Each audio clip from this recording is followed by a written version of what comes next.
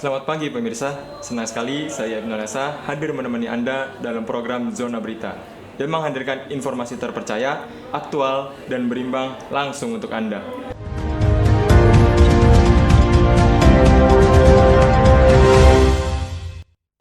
Kita masuk ke berita pertama pemirsa. Mobil sedan terbakar di Jalan Margonda, Depok menghambat arus lalu lintas. Kebakaran yang terjadi di lajur kiri jalur cepat tersebut tidak menyebabkan korban jiwa, namun menyebabkan kemacetan hingga 2 km. Petugas pemadam kebakaran dan kepolisian berusaha mengatasi kebakaran dan mengatur lalu lintas. Satu unit mobil terbakar membuat lalu lintas di Jalan Arif Rahman Hakim, Margonda Raya Depok mengalami kemacetan.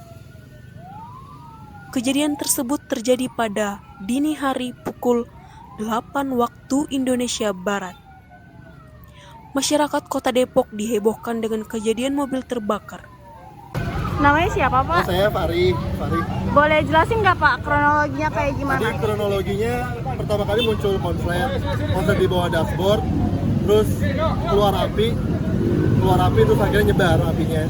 Tadi untungnya pas keluar api udah diberhentiin dulu kitanya, nyelamatin barang-barang, tapi udah nggak bisa diapa-apain lagi sih.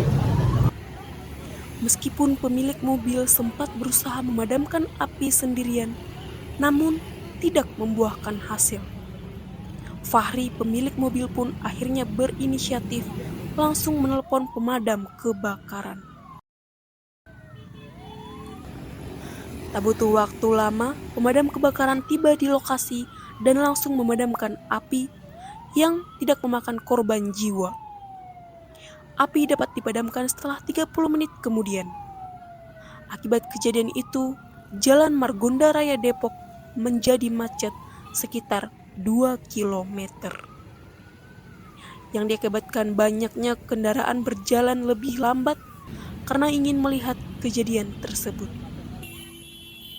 Namun, petugas kepolisian telah siaga di lokasi untuk mengatur kelancaran arus lalu lintas dan mengamankan tempat kejadian perkara, sehingga kemacetan dapat teratasi dengan baik. Saya Rohni Rismawati Purba melaporkan. Kembali ke studio. Berita selanjutnya, kenaikan harga sayuran di Pasar Induk Cikema, Cibinong, Bogor menjadi perhatian utama bagi para konsumen. Beberapa jenis sayuran mengalami lonjakan harga yang cukup signifikan, seperti cabai dan tomat, yang kini harganya mencapai angka 2 kali lipat lebih tinggi dari biasanya. Selamat pagi pemirsa, dengan saya Andin Aulia. Kali ini saya sedang berada di Pasar Induk Cikema, Cibinong, Bogor yang sedang mengalami kelonjakan harga sayuran dari akhir pekan lalu. Kelonjakan harga sayuran sangat berpengaruh pada daya tarik masyarakat karena sebagian besar masyarakat sangat membutuhi kebutuhan pangan seperti sayuran. Sejak beberapa minggu terakhir, beberapa sayuran mengalami kenaikan harga yang cukup signifikan. Di antaranya ialah cabai yang sebelumnya dipatok dengan harga Rp25.000 per kilo, kini telah menjadi Rp40.000 per kilo. Adapun sayuran lainnya seperti tomat dan timun, yang sebelumnya dipatok dengan harga Rp5.000 per kilo, kini telah menjadi Rp15.000 per kilo. Bawang merah dan bawang putih pun harganya ikut melonjak naik, yang sebelumnya di kisaran harga Rp20.000 per kilo, kini harganya mencapai Rp45.000 per kilo. Harga cabai sekarang Rp40.000, rawit merah Rp40.000, harga timun sekarang Rp15.000 ya, tomat sekarang harganya Rp15.000, sama kentang Rp15.000 ya. Terus apalagi itu bawang putih sekarang Rp50.000, bawang merah Rp45.000 ya. Kenaikan harga ini disebabkan oleh beberapa faktor, mulai dari cuaca yang tidak menentu, hingga meningkatnya biaya transportasi dan distribusi. Ini karena naik sayuran, cabai-cabean itu karena cuacanya pada hujan tiap hari, hujannya malam, jadi keadaan cabai itu kehujanan lah gitu. Karena mau tahun baru, ini mau pada naik. Tak hanya pedagang yang terdampak, para pembeli pun juga ikut merasakan dampak dari kenaikan harga ini. Banyak konsumen yang terpaksa mengurangi jumlah belanjaannya hanya demi menghemat jumlah pengeluarannya. Hari ini saya belanja ke pasar, terkejut karena tiba-tiba harga semua bahan pokok sayuran pada naik. Biasa tomatnya sekilo murah, sekarang mahal. Sedangkan saya kan pedagang sambal.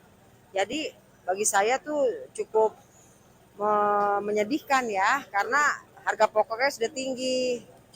Kenaikan harga sayuran ini memang menjadi sorotan utama, terutama menjelang libur panjang dan perayaan hari Natal serta Tahun Baru. Meskipun begitu, para pedagang berharap kondisi ini segera membaik seiring cuaca yang lebih stabil dan pasokan yang kembali normal. Demikian laporan kami dari Pasar Induk Cikemas Cibinong Bogor.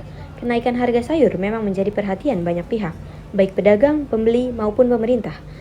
Dan semoga ada solusi yang bisa meringankan beban masyarakat. Kembali ke studio.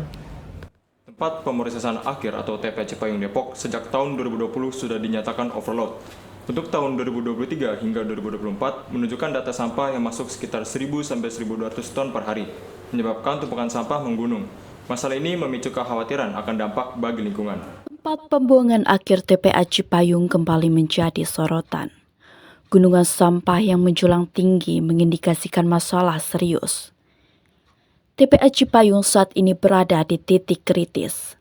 Kondisi ini tidak hanya menimbulkan masalah lingkungan, tetapi juga mengancam kesehatan masyarakat sekitar. Pejabat pelaksana teknis kegiatan TPA Cipayung mengatakan bahwasannya TPA Cipayung memang mengalami kapasitas berlebih.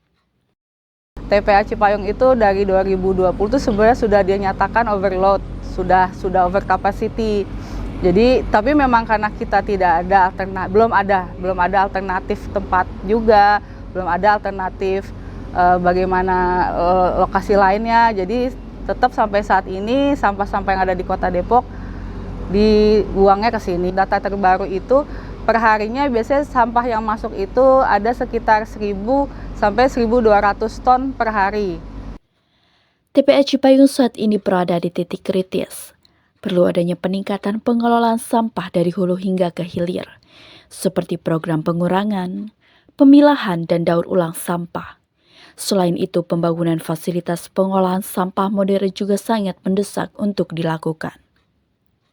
Pemerintah dan masyarakat harus bekerja sama untuk mencari solusi agar masalah sampah di TPA Cipayung tidak semakin parah. Pemirsa, kami akan kembali memberikan informasi penting dan menarik lainnya. Tetap bersama kami di Zona Berita.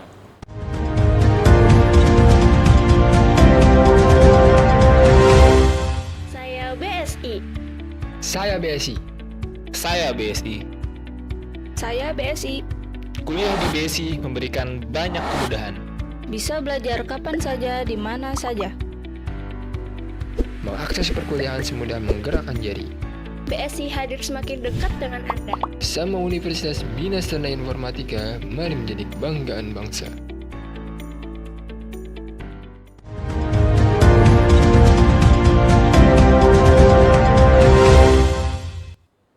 Banjir yang melanda Kampung Bulak Barat, Cipayung Depok telah melumpuhkan aktivitas warga selama berbulan-bulan.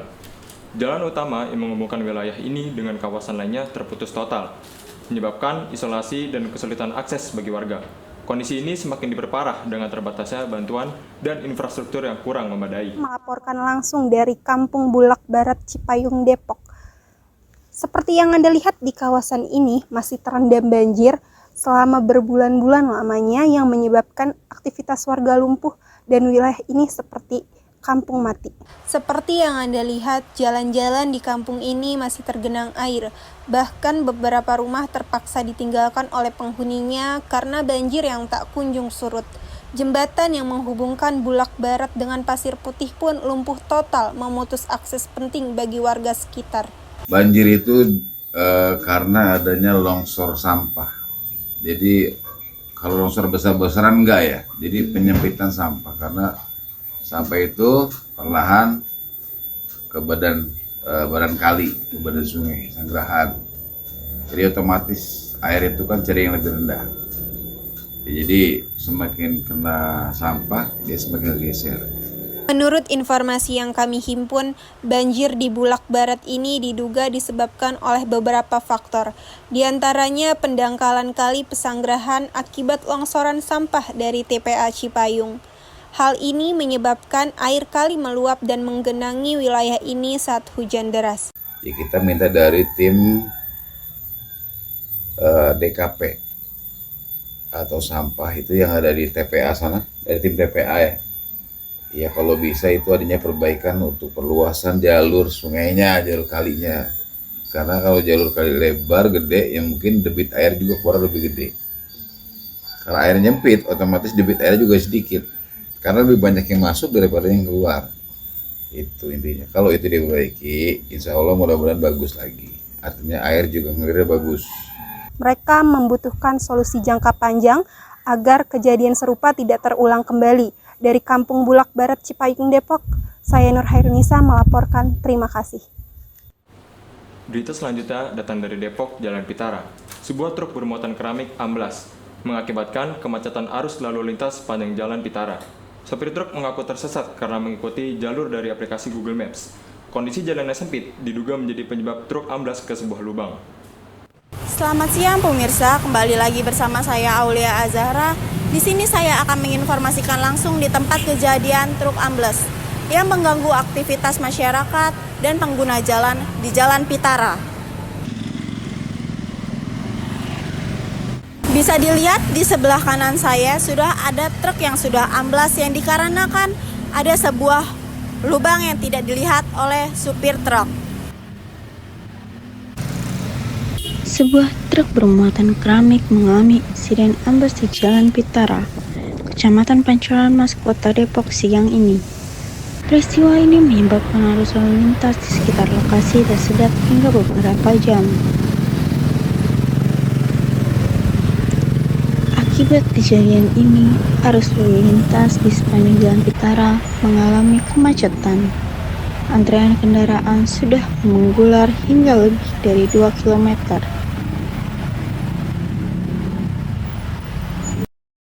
Oh, sejauh ini tidak ada ya, cuma timbul kemacetan dan mungkin ada kerusakan sedikit bangunan orang gitu aja.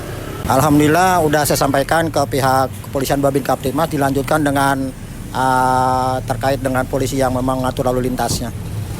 Kalau kejadian bagaimananya ya itu timbulnya kemacetan ya. Cuman timbul kepada masyarakat ini ya sedikit terganggu aja gitu akses jalannya gitu. Saat ini proses evakuasi truk masih berlangsung, namun terkendala karena dibutuhkan alat berat untuk mengangkat truk yang terjebak. Awal mulanya sih disesarin Google Maps, ya. Kan ini tujuannya mau ke Sawangan, 2 mobil ke sini, yang satunya saya ke sini, yang satu lagi di POM ditahan. Nggak tahu tadi pas di sini tikungan sini tiba-tiba mobil ke tengah ya. Mobil ke tengah, saya ambil kiri amblas. Di tengah kekacauan ini, masyarakat turut membantu mengatur arus lalu lintas. Mereka mengarahkan kendaraan yang melintas agar tetap bisa bergerak meski perlahan. Petugas kepolisian terus berupaya menyelesaikan situasi ini secepat mungkin. Demikian laporan dari kami, saya Aulia Azahra, terima kasih. Pemirsa, kondisi jalanan yang tergenang air atau berlumpur tentu menjadi keluhan banyak pengguna jalan. Kali ini, masalah serupa terjadi di Jalan Raya Parung. Bukan hanya genangan air, tetapi juga lumpur menutupi sebagian besar jalur. Penggalian tanah yang dilakukan PLN kini menjadi sorotan utama. Berikut laporan selengkapnya. Proyek penggalian PLN di Jalan Raya Parung ganggu kelancaran lalu lintas. Proyek penggalian tanah yang dilakukan oleh pihak PLN di Jalan Raya Parung Bogor kini menjadi sorotan banyak pengendara sepeda motor. Proyek yang bertujuan untuk meningkatkan infrastruktur kelistrikan ini berdampak pada kondisi jalan yang kini menjadi licin, berlumpur, dan tergenang air, sehingga mengganggu kelancaran lalu lintas dan membahayakan keselamatan pengguna jalan. Jalan Raya Parung merupakan jalur vital yang menghubungkan beberapa wilayah di Bojongsari dan menjadi akses utama bagi kendaraan menuju pusat kota dan sekitarnya. Namun, sejak beberapa hari lalu, pekerjaan penggalian tanah untuk pemasangan infrastruktur kelistrikan di sepanjang jalan ini mulai menimbulkan masalah. Lumpur hasil galian yang tercecer membuat jalan menjadi licin, terutama saat hujan turun, sementara genangan air di beberapa bagian jalan semakin memperburuk keadaan. Banyak pengendara sepeda motor merasa khawatir dengan kondisi jalan yang semakin berbahaya. Menyikapi hal ini, pihak PLN mengakui adanya dampak terhadap kenyamanan pengguna jalan dan berjanji akan segera menyelesaikan pekerjaan galian. Mereka juga akan membersihkan sisa-sisa galian agar jalan kembali aman. PLN juga telah memasang rambu-rambu peringatan dan mengimbau masyarakat untuk lebih berhati-hati saat melintasi di area proyek. Meskipun proyek ini penting untuk peningkatan infrastruktur kelistrikan, masyarakat berharap agar pengerjaan ini segera selesai dan kondisi jalan dapat kembali normal. Selain itu juga, keselamatan pengendara sepeda motor menjadi perhatian utama selama proyek berlangsung, demi terciptanya kelancaran lalu lintas yang aman bagi semua. Kita ke berita selanjutnya. Viral di Kota Depok, aktivitas ilegal pembuangan sampah di wilayah Limo yang telah beroperasi selama lebih dari 9 tahun. Pemerintah Kota Depok yang mengetahui kejadian tersebut langsung menutup total semua aktivitas yang ada di dalam TPS Limo. Pihak Dinas Lingkungan Hidup dan Kebersihan Kota Depok masih terus berupaya untuk mengatasi sampah yang tersisa. Halo pemirsa, kembali lagi bersama saya Rizky Ridho Prasetyo. Saya telah berdiri di tanah kurang lebih 3,7 hektar berlokasi di TPS ilegal Kota Depok. TPS ini diduga beroperasi tanpa izin resmi dari pemerintah Kota Depok. Tempat pembuangan sampah di Limo Depok resmi ditutup oleh pemerintah melalui Dinas Lingkungan Hidup dan Kebersihan. Penutupan ini dilakukan lantaran tidak berizin dan tidak memenuhi standar pengelolaan sampah. Untuk upaya kami selaku Ketua RT dan RW beserta warga udah berupaya semaksimal mungkin untuk mencegah atau melarang ada pembuangan sampah di wilayah kami. Dan terkait saya juga banyak benturan, juga ada oknum-oknum tertentu memanfaatin keadaan itu.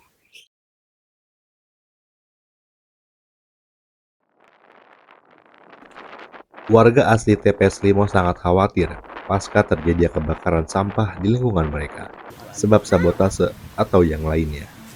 Ya, ibu panik, ibu punya cucu habis lahiran, baru 5 hari tuh dari rumah sakit. Kenapa itu api gubrak-gubrak?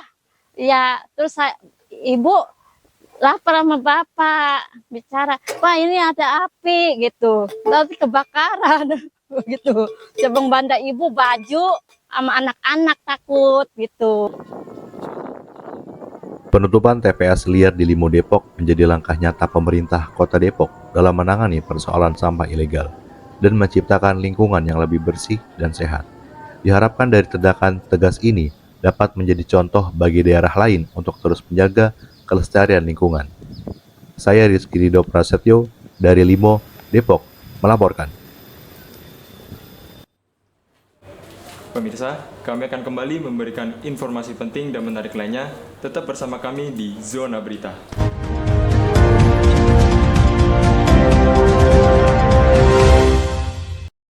Kenalin, dia Sobi. Dan dia bisa apa aja. Daftar kuliah nggak pakai antri, so bisa. Lihat jadwal kuliah, so bisa. Lihat informasi kampus, so bisa. Lihat informasi pembayaran, so bisa. Lihat informasi jaringan alumni dan lowongan pekerjaan, so bisa. Semua bisa diakses hanya dalam satu genggaman. Aplikasi mobile BSI memudahkan semua jadi mudah. Kuliah BSI aja.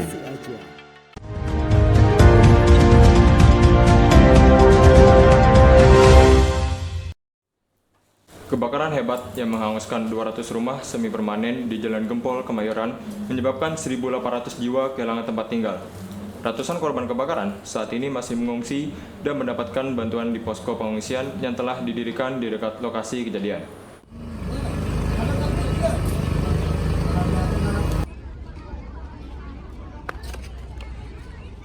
Posko bantuan yang didirikan di sekitar lokasi kebakaran ini mulai beroperasi sejak Rabu pagi 11 Desember 2024. Di posko tersebut, para korban dapat mengakses berbagai layanan, mulai dari kebutuhan pangan, pakaian, hingga layanan kesehatan darurat. Berdasarkan informasi dari BPBD, posko pengungsian ini beroperasi hingga tanggal 19 Desember 2024 sambil menunggu arahan lebih lanjut dari pihak lurahan. Adanya wacana dari Pemprov DKI untuk merelokasi pengungsi ke rumah susun di Jakarta Timur mendapat penolakan bagi sejumlah korban kebakaran yang ada di sana. Sekarang saya sudah bersama dengan salah satu pengungsi di posko yang ada di samping Grand Palace, Kemayoran, Jakarta Pusat. Selamat siang Ibu. Siang. Ibu nama siapa? Ibu Lydia. Sudah berapa lama mengungsi di posko ini? Udah 5 hari. Bagaimana kondisi barang-barang yang ada di rumah Ibu? Apakah ada yang bisa diselamatkan atau? Nggak ada. Soalnya kan posisinya sebelah rumah kan titik sumber apinya. Jadi kita udah nggak mikir panjang, selamatin keluarga. Udah kayak gitu aja, udah nggak bisa pikir apa-apa. Yang penting keluarga selamat, udah gitu aja. Apakah bantuan yang sudah diberikan ini sudah mencukupi atau masih ada yang kurang, Ibu? Masih sih. Kalau buat saya sih bantal ya, karena kan kita tidur perlu bantal. Kalau untuk makanan? Makanan cukup. Terus bantuannya udah ada kasur, selimut, karpet, obat-obatan, terus sabun-sabun gitulah, pokoknya banyak. Kemudian bantuan apa yang paling Ibu harapkan untuk saat ini? Apa ya, kayak bahan-bahan material aja lah biar bisa bangun-bangun yang berupa kebakaran di sini lah, itu aja paling bahan-bahan material yang paling penting ya. Saat ini Pemprov DKI Jakarta kan ingin merelokasi korban kebakaran Kemayoran ini di rusun yang ada di Jakarta Timur. Itu tanggapan Ibu gimana? Apakah Ibu setuju atau tidak? Enggak setuju, karena kan kita mata pencarian kan nyari duitnya di sini ya. Jadi sebisa mungkin jangan sampai dipindahin ke rusun lah. Karena apa Ibu? Ya karena kita tinggalnya di sini tuh udah lama. Sudah gitu kan kemana-mana kan gampang, tempatnya juga strategis. Ya maksudnya nyari duitnya juga gampang lah di sini lah gitu. Ibu Lydia dan warga korban kebakaran lainnya berharap agar bantuan segera mereka terima, sehingga mereka bisa menjalani hidup normal kembali seperti biasanya. Demikian informasi terkini dari wilayah Kemayoran, Jakarta Pusat. Saya Rizka Irunisa melaporkan. Kemacetan parah kembali terjadi di Jalan Raya Parung, Bogor, yang hingga kini belum terpecahkan. Antrian panjang kendaraan terlihat mengular dari pagi hingga sore, membuat para pengendara terjebak berjam-jam. Pihak terkait mengaku kesulitan mencari solusi yang efektif, sementara warga dan pengendara terus mengeluhkan kondisi ini. Ya, selamat malam pemirsa. Kembali lagi bersama saya Ardiansyah. Kami akan melaporkan situasi jalan raya dari arah Parung menuju Bogor.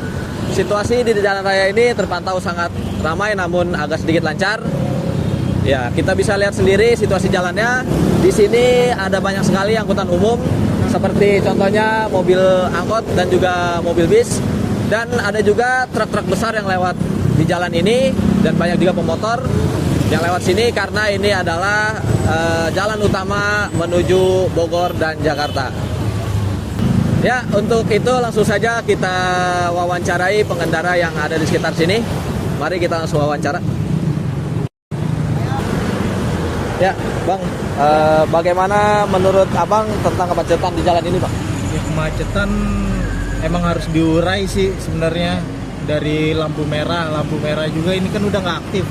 Seharusnya diaktifin lagi. Kalau terus-terusan begini, kemacetan bisa makin parah.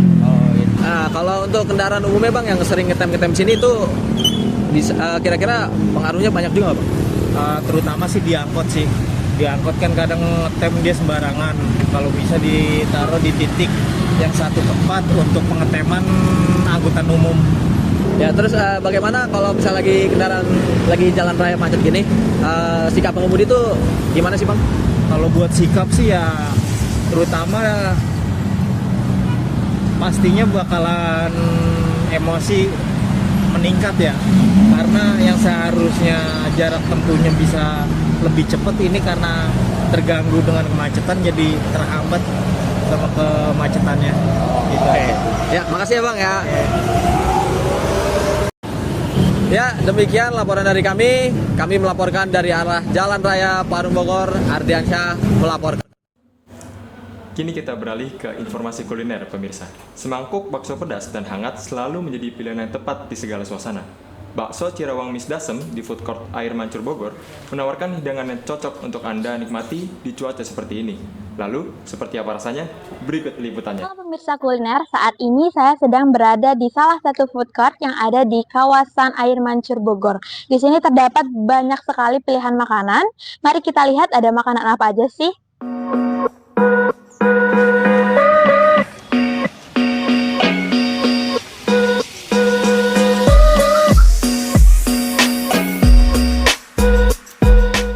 Setelah saya berkeliling, saya menemukan salah satu tempat makanan yang cukup ramai dikunjungi pengunjung dan memiliki nama yang unik. Dan baru pertama kali saya mendengar ini. Kira-kira jualan apa ya? Mari kita langsung kepoin. Selain bakso, tersedia juga berbagai pelengkap lezat seperti aci, tulang rangu, bawang goreng, dan tahu. Ditambah dengan sambal kacang serta saus sambal khas Misdasem yang memberikan sensasi pedas menggugah selera. Dimulai dengan harga 20 hingga 40 ribu, Anda sudah bisa mencicipi satu buah bakso dengan 3 pilihan tingkat kepedasan.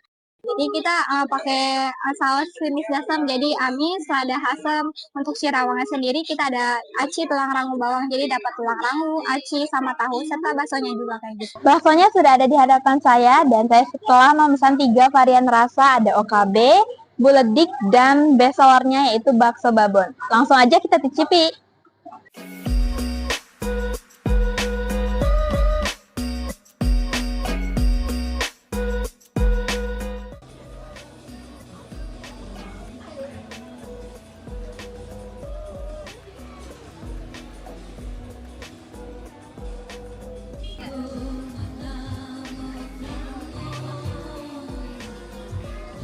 Saya sudah mencicipi varian yang buledik yang dimana baksonya itu terdapat isi keju. Jadi rasanya itu enak banget, perpaduan yang pas antara sambal pedas dari cabai dan sambal kacang, dan diberikan topping yang unik yaitu tulang rangu yang pastinya kriuk-kriuk dan tahunya lembut. Adapun acinya yang berasa sekali rempah dan bumbu-bumbunya, dan tipe baksonya itu bakso yang berdaging dan kejunya banyak. Enak banget. Pertama kali rasanya enak, pedas, manis, asam, unik sih. Untuk pemirsa yang sedang ada di Bogor dan sedang cari makanan pedas, manis, dan asam, makanan ini wajib kalian coba dan datangi. Saya Alin Atifa dari Air Mancur melaporkan. Demikian rangkaian berita yang dapat kami sampaikan hari ini. Tetaplah bijak dalam menerima informasi dan selalu pastikan kebenarannya dari sumber terpercaya. Saya, Ibnu Aliasa, mewakili seluruh tim yang bertugas, mengucapkan terima kasih atas perhatian Anda. Sampai jumpa dan selamat melanjutkan aktivitas Anda. Selamat pagi.